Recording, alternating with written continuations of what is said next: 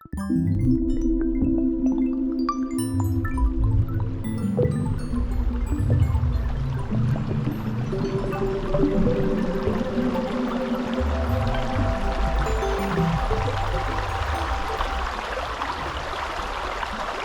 you know, we like getting into some face shit over here. I live in this hole up in this creek.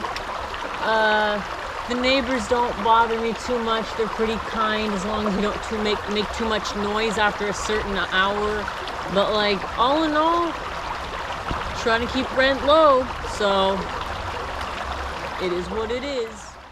In this local area, you can see in the far distance fences, which is a structure that's not quite familiar to myself, but it's meant to create borders between people's homes and dwellings. It's meant to separate each other within the same space. So those fences are getting closer and closer to this local creek. And I'm here today to share with you the magic of this creek and why we should slow down and spend time in it. My name is Silo. It's a name that came to me when I turned 18. At the age of 18, every Fae gets to choose their own name. And Silo is from psilocybin, the medicinal mushrooms that grow so abundantly in this area. And I learned so much from them. I call them my friends as well. As many people know, mycelium stretch wide across this whole planet, even far beyond our own understanding. And it taught me that we are all connected to this land, and I'm connected to myself and others so deeply. We're all one and the same. And I'm too connected to the humans of this land. And though I think some of them have found that connection, it's so easy for them to forget. Yeah, so this is considered a Class A stream in terms of federal designations, which means it's a salmon spawning creek. Class A means that the salmon will swim into this exact creek from the ocean when they're getting ready to basically respawn and reproduce. And they will come up here and die in the river after they lay their reds, what we call them. Reds are their packs of salmon eggs. So like roe, what people eat sometimes, it's crazy stuff. Like, but yeah, this is the perfect habitat for it. Like these cobble rocks, kind of mixture of small and a little bit bigger rocks. Yeah, it's kind of like one of those things where, salmon specifically are definitely a keystone species is another thing that we call them. So they are definitely a priority protected species in terms of that, but that doesn't mean that we haven't done extraordinary amounts of damage to them. So this creek is very protected, very sacred. It is outlawed for any of the commoners and any of the humans to develop in this area. And as you can see, if you hear in the faint distance, you can hear these big machines called cars, and these foreign objects that fly around in the sky, and they just fly everywhere, and they're quite, honestly, really, really scary. But this creek is really, really protected because this is where so many creatures and flora and fauna come to play with each other. So this space has always been sacred and will forever be protected, but we need to make sure that we have space for our Fae friends, Fae families, and the animals around us to live.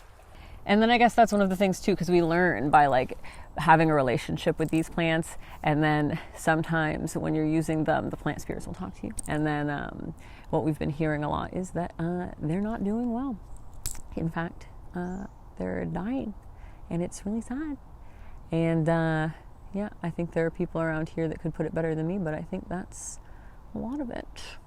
Oh, hello there, my fellow forest folky pupils today. I'm Dr. Hoot.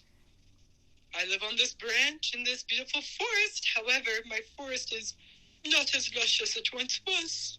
For many years, I thought it was all the fertilizer from the farmland that was destroying the trees. But then, after attending many meetings with the local forest folk who care about the trees, I learned it was actually all of the development and cutting down all of these wonderful, wonderful forests to make big, big houses and big, big condos has thus disrupted the network of the trees. It's hard not to just be struck by both the beauty and the devastation of this area, honestly. As you can see behind me, the big trees, they're being cut down, and you know, that's for a number of reasons. I've heard people have been saying that the trees are sick here, that nature is sick in general. Yeah, that's part of the issue, I guess, is that the city thinks it's a fucking liability because they are worried that people are going to get struck by the trees. You know, if a tree falls on a new condo development and no one's around to hear it, is it even a housing crisis or an environmental degradation? I mean, is it really the worst thing that happens? I feel like that would be nature's revenge. But anyway, all that to say, education is key, and lovely little forest elves and nymphs like yourselves are doing such a wonderful job by spreading and translating my wonderful owly words to the rest of the world. And that's the city's approach right now, to maintain those and keep developing, and just to keep green belts as a way to keep nature connected.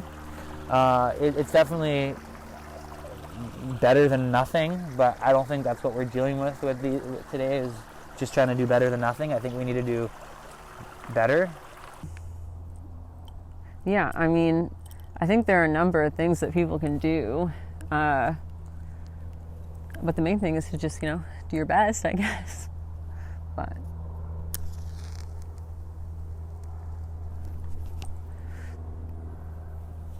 I think that's easier said than done, though. But I guess the other thing I would say is take care of yourselves, you know? Check in with yourself, take care of your friends, take care of nature. Just take care.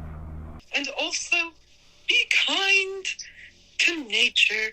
Be kind to one another. And once all this kindness exists, we can all thrive, and flora and fauna will live harmoniously once again. And slow down and smell the roses. You know that old expression. Because when you slow down, you smell the roses, you see how beautiful life and nature truly is. And all is not lost yet. So be kind to nature. Because nature will always win. That's just a fact. Oh my god, perfect, wow.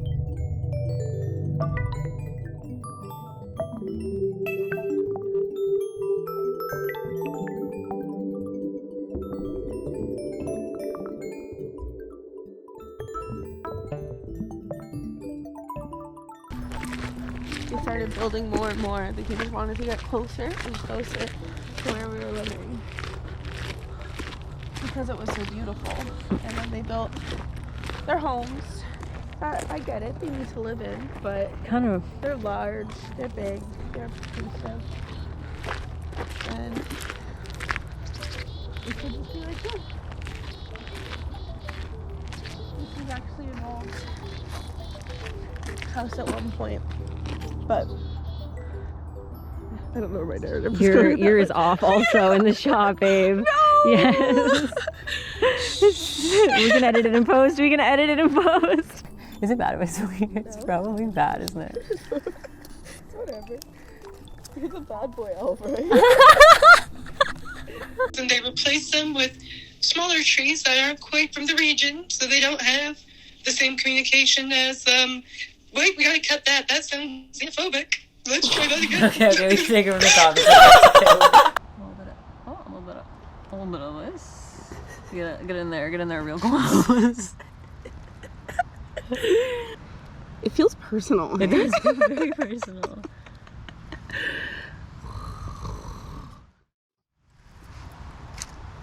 Austin, is it bad to touch the mushrooms? No, I don't think so. You don't eat it. And then over here, we have some polypores. They speak to the trees and they speak to me.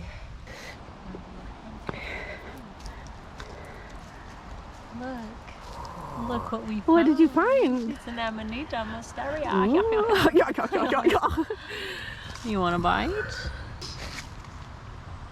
Oh, nice mushroom. I want to eat it so bad. I mean, yeah, we just like to come out here and do elf shit, you know, whatever fae business we got going on. We got some Amanita muscaria.